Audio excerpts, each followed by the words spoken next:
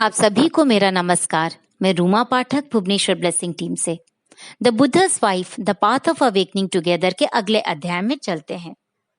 लेखक इस अध्याय की शुरुआत इन पंक्तियों के साथ शुरू करते हैं।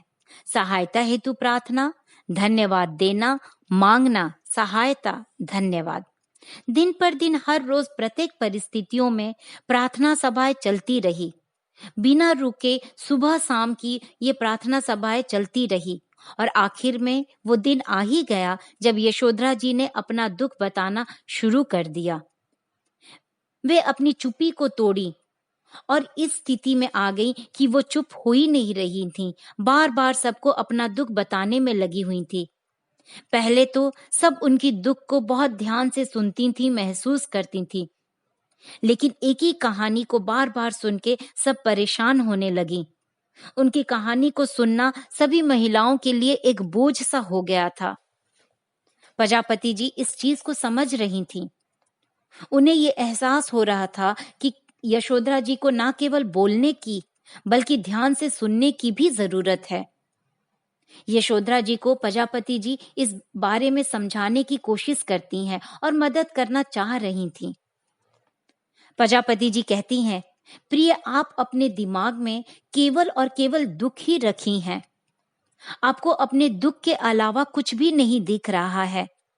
बिना रुके इस दुख ने आपके दिल और दिमाग में घर बना लिया है और ऐसी मनोग्रस्ती जिंदगी जीने से और जीवन से और सबसे दूर कर देती है।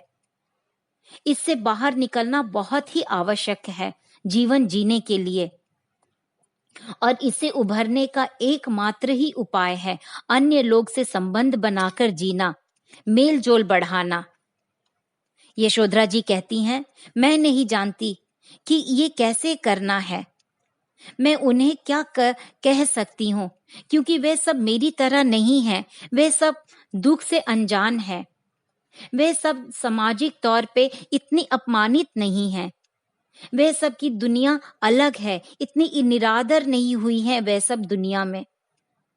प्रजापति जी कहती हैं, ये सब आपकी नजरिया है उन सब के प्रति और ऐसा आप देखती हैं, लेकिन आपको आश्चर्य होगा ये जानकर कि ये सब गलत है। उनके जीवन में भी दुख है और वे सब भी शर्मनाक और बदतर जिंदगी जीती हैं, लेकिन फिर भी खुश हैं और जी रही हैं।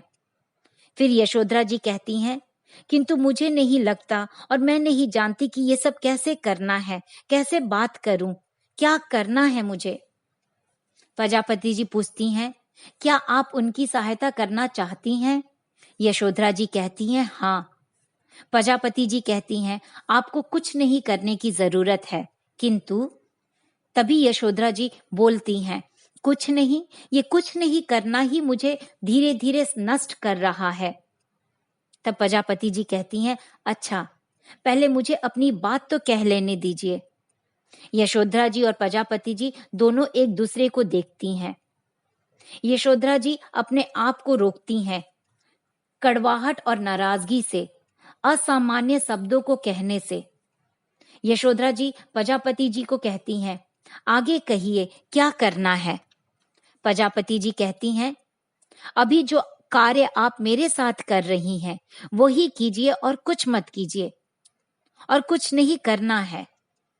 यशोधरा जी पूछती हैं, वो क्या है, कौन सा वो कार्य है? प्रजापति जी कहती हैं, सुनिए और केवल सुनिए।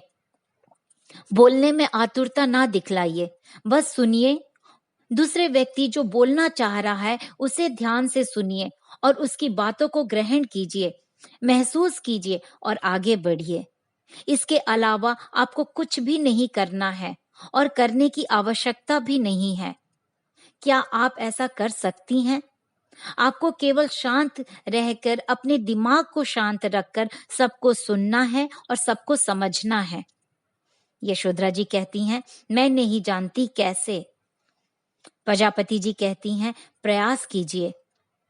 प्रजापति जी का व्यवहार काफी सौम्य रहता है यशोधरा जी के लिए, और यशोधरा जी को गुस्सा आता है ये देखकर, क्योंकि प्रजापति जी को अपनी बच्ची मानकर व्यवहार कर रही थी। लेकिन फिर भी यशोधरा जी सहमत हो जाती हैं और कहती हैं, मैं करूंगी। फिर जैसे जैसे समय बीतता गया, दैनिक प्रार्थना सभा चलती रही।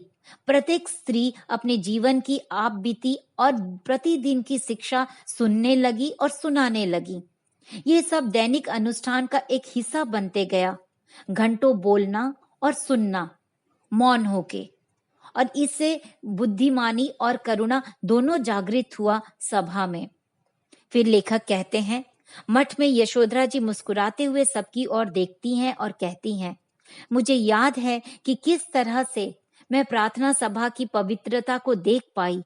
उस पवित्रता ने हमारे दिमाग के छोटे और निम्न सोच को बदल दिया और हम सब में प्यार और करुणा का संचार फैल गया। उस सभा ने केवल हमें ही नहीं, हमारे हर चीज का समाधान किया, बल्कि हम सभी को एक सूत्र में पिरोया और प्रत्येक में एक निष्ठा, स्पष्टता का बोध विकसित किया। प्रत्येक व्यक्ति संपूर्णता का एक अंग बन गया, कोई भी अलग नहीं रहा। ये सब आग की तरह प्रकाशित होते गई। यशोधरा जी को पता ही नहीं चला कि कैसे वे सभा की हिस्सा बन गईं। यशोधरा जी को समय बीतने का एहसास ही नहीं हुआ।